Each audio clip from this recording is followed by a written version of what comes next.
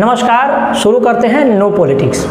आज 28 सितंबर 2022 के तारीख में भारत की सरकार ने PFI अर्थात पॉपुलर फ्रंट ऑफ इंडिया को 5 सालों के लिए प्रतिबंधित कर दिया है।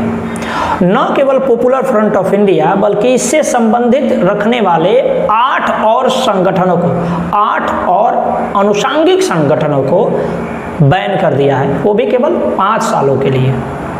अब मेरा ये मानना है कि काम जब करते हैं तो पूर्ण रूप से करिए।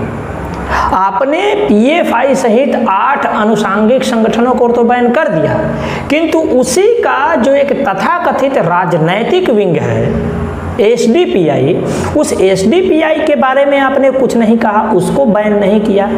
ये एक मेरा सवाल रहेगा और मेरे हिसाब से आपका भी सवाल होना चाहिए। वह SDPI जिसके एक तथाकथित नेता ने नुपुर शर्मा के साथ बहस करते हुए वाराणसी में मिले हुए शिवलिंग पर बहुत कटाक्ष रूप से मजाक उड़ाया था, जिसके जवाब में नुपुर शर्मा ने वो जो बयान कहा था जो बाद में बहुत वायरल हुआ था, और उसी को लेकर के काफ़ी सारे देशों से भारत सरकार को धमकियां मिली और नुपुर शर्मा को आज तक धमकियां मिल रही हैं। उसी के कारण इस देश में 6 लोगों का गला काटकर मर्डर किया गया। उस SDPI को भारत सरकार ने क्यों बैन नहीं किया? ये सवाल वाजिब है और ये पूछने लायक सवाल है। बैन किया, 8 संगठनों को बैन किया, वो एक सराहनीय कदम है, इसमें कोई शक नहीं है, लेकिन मेरे हिसाब से जब काम करिए तो पूर्ण रूप से करिए। मुझको ऐसा लगता है कि भारत की जो BJP की जो सरकार है वो कोई भी काम करती है तो पूर्ण रूप से नहीं करती। इसके कुछ उदाहरण के साथ मैं आपको बताना चाहूँगा। CAA की बात करते हैं तो CAA को भारत की सरकार ने संशोधित तो कर दिया, उसको संसद में पास तो करवा दिया 2019 में, लेकिन काफ़ी विरोध होने के बाद शाहीन बाग में जो आंदोलन चला, तथाकथित आंदोलन चला, जिसको भी इसी SDPI और PFI जैसे जिहादी संगठन संचालित कर रहे थे, उसके दबाव में आकर के भारत सरकार आज तक उस CAA के जो भी नोटिफिकेशंस थे, उसके जो रूलिंग्स थे, उसको नहीं जारी किया है। मतलब 2 साल से ऊपर हो गए उस कानून को पास हुए, लेकिन भारत सरकार उसमें यह नोटिफाई नहीं कर पाई कि किन लोगों को उसके द्वारा भारत की नागरिकता दी जाएगी। उसके रूलिंग्स को अभी तक नोटिफाई नहीं कर पाई और ना ही अभी तक एक भी व्यक्ति को उस रूलिंग के द्वारा, उस CAA के द्वारा भारत की नागरिकता मिली है। भले ही उस दिल्ली के दंगे में 56 लोगों की जान चली गई। ये पहला उदाहरण है। दूसरा उदाहरण मैं आपको देना चाहूँगा 370 हटाने का। 370 भारत की सरकार ने हटाया, इसमें कोई शक नहीं है, किंतु उस 370 हटाने के बाद जो 15 साल का एक आपने डोमिसाइल ला करके एक बैरियर खड़ा कर दिया, वो बहुत लोगों को हजम नहीं हो रहा। ना ही वहाँ पर किसी भी संगठन ने, ना ही जम्मू के लोग और ना ही कश्मीर के लोग, किसी ने भी इस चीज़ को मांगा नहीं था, किसी ने इसकी मांग नहीं की। और आपने घोर लॉकडाउन में 30 मार्च 2020 को आपने 15 साल का डोमिसाइल लगा दिया चुपके से। क्यों? जब आपने हटाया 370 तो वहाँ पर फ्री छोड़ देते। अगर किसी को ज़मीन खरीदनी थी वो ज़मीन खरीदता, बाहर से जाकर व्यापार करनी थी वो व्यापार करता। अब आपने कह दिया कि नहीं, जो 15 साल वहाँ रहेगा वही वहाँ पर नौकरी पेशा कर पाएगा या वहाँ पे के नौकरियों में, स्टेट गवर्नमेंट की नौकरियों में अप्लाई कर पाएगा। ऐसा क्यों? आप फ्री छोड़ते, क्योंकि वहाँ पर सबसे महत्वपूर्ण है डेमोग्राफिक चेंज। जब तक वहाँ का डेमोग्राफी नहीं बदलेगा तब तक समस्याएं वैसे की वैसी ही हैं। और जब भी आपको जम्मू कश्मीर में और लोकतंत्र की बहाली की याद आती है तब वही कश्मीर के जिहादी नेता ही आपको याद आते हैं। आप उन्हीं को बुला करके उनसे मीटिंग्स करते हैं। आप जम्मू के हिंदुओं को जो कि प्रताड़ित हुए हैं उनको आपने कभी नहीं बुलाया, उनसे कभी राय मशविरा नहीं ली कि भाई इसमें क्या करना चाहिए। उन लोगों को उचित प्लेटफॉर्म नहीं दिया, ना ही उन लोगों को आपने वहाँ के जो शासनिक प्रशासनिक व्यवस्था है उसमें आपने शामिल किया। तो ये कुछ उदाहरण है। और हाँ, अभी तो मैं एक भूल नहीं रहा हूँ, किसान आंदोलन, कृषि बिल पास होने के बाद कुछ महीनों तक तथाकथित किसानों का आंदोलन चला। उसमें भी इस पीएफआई और उसके संगठनों ने भरपूर सहयोग किया था दंगा फैलाने में। उस किसान आंदोलन के कारण पूरा दिल्ली कई महीनों तक उन किसानों के, तथाकथित किसानों के, और किसानों में क्या कहूँ, खलिस्तानियों और जिहादियों के कब्जे में रहा।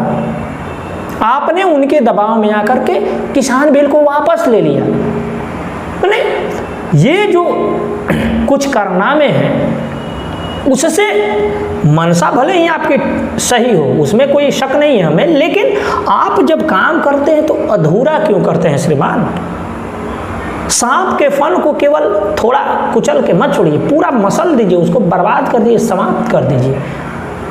तो मेरी ये मांग रहेगी कि जब आपने पीएफआई के सभी संगठनों को बैन किया तो आपको उसका राजनैतिक विंग जो एसडीपीआई है उसको भी पूर्ण रूप से बैन करना चाहिए।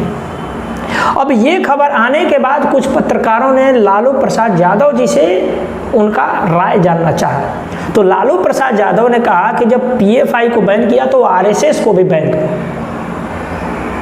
उन्होंने कारण नहीं बताया कि आरएसएस ने कहाँ पे बम फोड़ा, आरएसएस ने किसको गला काटने के लिए उकसाया, आरएसएस ने किसका मर्डर किया, ये कारण नहीं बताएंगे, लेकिन एक तरीके से मंकी बैलेंसिंग का काम करेंगे।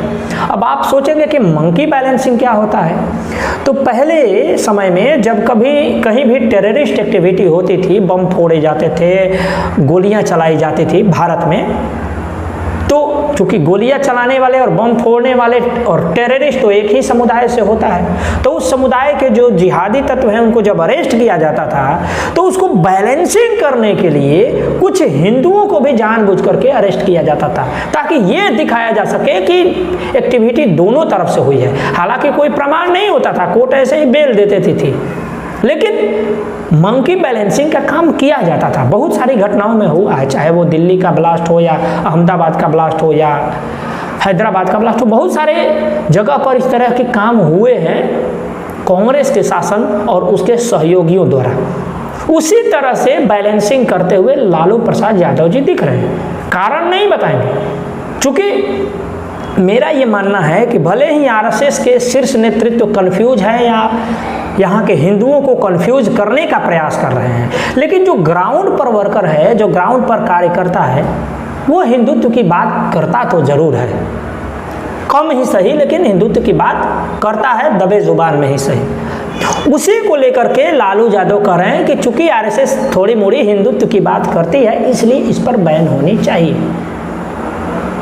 कारण नहीं बताया, चूंकि हिंदुत्व है। अब लालू यादव हिंदू है कि नहीं ये वो वही बताएंगे।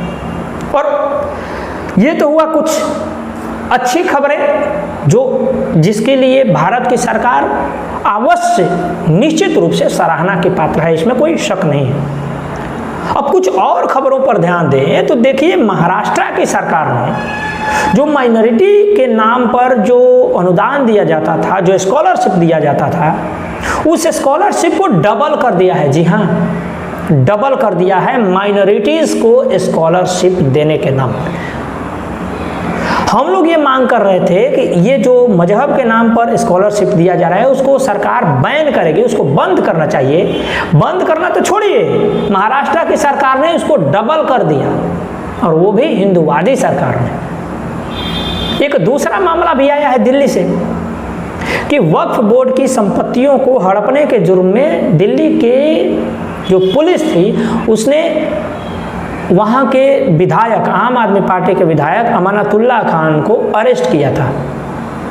अब पता ना उस पर कौन सी धाराएं लगाई गई थी, छोटी धाराएं, कैसी धाराएं लगाई गई थी कि दिल्ली के कोर्ट ने उसको बेल दे दिया।